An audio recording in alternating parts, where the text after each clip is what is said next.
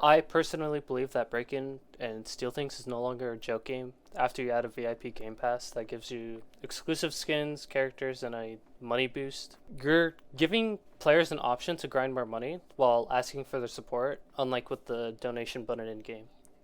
My main problem with the game is the balance. I'll talk about how broken survivors can be against entities.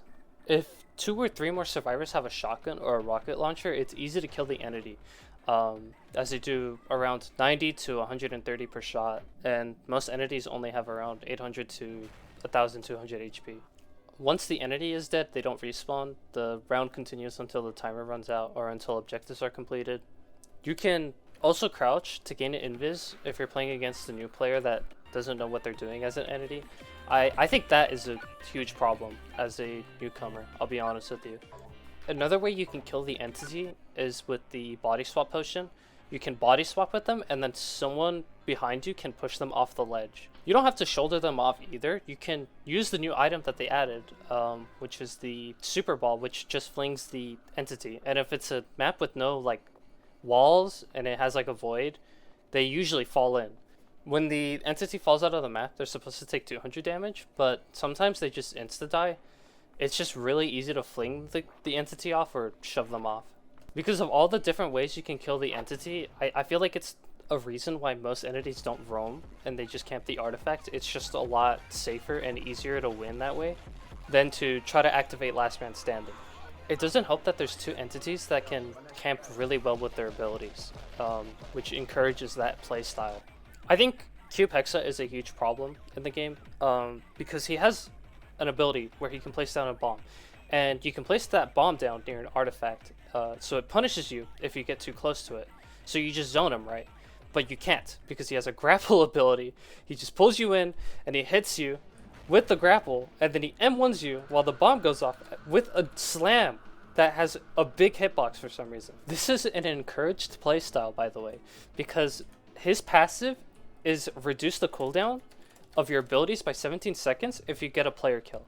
In my opinion, it is one of the most boring characters to fight against, but you'll see a lot of people playing him since they really want to win.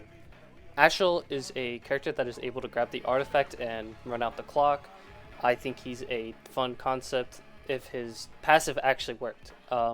Every time I've seen ASHLE and they reach postal mode, I don't think their HP regens at all to full. Even though in the description it says that it regens to full, I always see these ASHLE players die in like 30 seconds after activating postal mode. Okay, so I just went to go check in game why that's the case, and ASHLE's passive is a huge lie.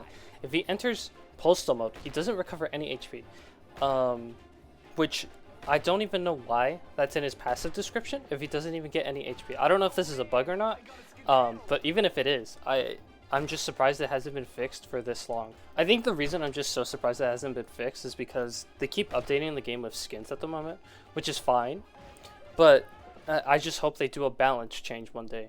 The other two entities that you can play as are Slacker and Observer, which are general entities that benefit from kills that refresh their moves. Slacker is a free entity you start off with that only has one ability, which is his dash that does 40 damage. His other two abilities are locked until you get a kill.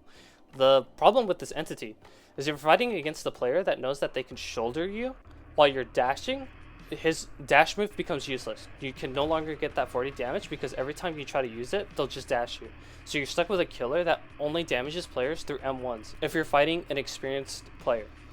It's funny because Observer also has a dash move that does 15 damage, and if you dash into them while they're charging it, it doesn't cancel it. And it also doesn't happen with Cubedhex if they have the token skin. It's only Slacker that has this problem. Honestly, I think Observer's fine right now. They did some damage, like nerfs against them, so they're okay. Okay, so I lied about Observer being okay. If the map has NPCs, Observer can kill the NPC to turn them into a bomb clone, and then they refresh their ability if they kill the NPC. And this can also happen with Slacker, but it doesn't happen with Cubedhex. I don't know why. It just only happens with these two characters. And then I just figured out something, by the way. There's two maps in the game that you can insta-die from if you fall out of the map. It's the Survival Disaster map. I think that's what it's referencing. And then the snow map from Die of Death. If you fall out of any of these maps, you insta-die. I don't know why it's only these 2 maps. But in every other map, you take 200 damage, but in these 2 maps, you insta-die. Oh, and I forgot to mention this, but if you ever play Observer in any of the NPC maps, if you really, really want to try hard, you TP in, waste their stamina, Observer eyes, TP out, and then kill an NPC to get your... kill that NPC, turn it into a bomb, and then go back in, and then use your Observer eyes again. It's just such a cringe playstyle, but if you really, really want to, that's just how unbalanced the game is. I forgot to mention this, but if you hit a killer in any way that makes them lose HP, they regenerate 5 HP per second until they regen 15 HP back. But this doesn't apply to ASHLE. I don't know why, but it's just so infuriating when you have passives in the game and they don't work as intended. It just can't be considered a joke game anymore when you're putting a game pass that benefits players to grind more money. You're asking them to play the game and grind money with all these problems.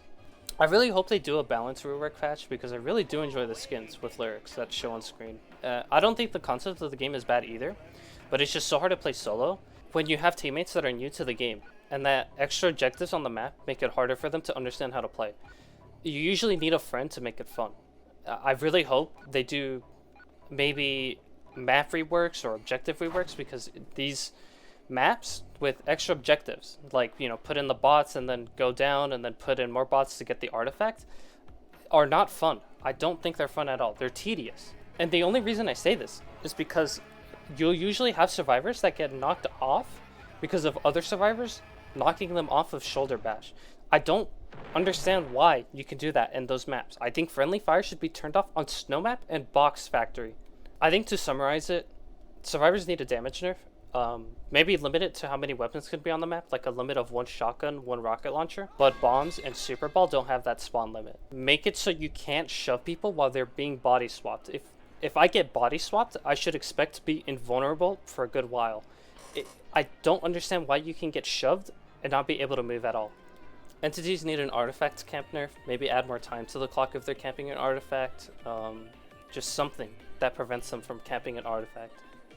Anyone that isn't ASHLE should get that nerf. I think ASHLE is a great character concept, just underwhelming is all. Cubedhex needs a damage nerf and his burn overtime removed. I go from 100 to 7. ASHLE needs the 5 HP regen, or his postal mode gives him his HP back. You know, it could be 300 HP or 400, just some sort of HP back instead of just leaving him at 100. Friendly fire needs to be turned off on hard maps like Box Factor or the snow map. I've seen so many people get shoved off because players get bored. In conclusion, should this be a game you try out? Yes. Spend a few hours, see what you enjoy, and make your own opinions, but I just think the state of the game it is in right now is really bad.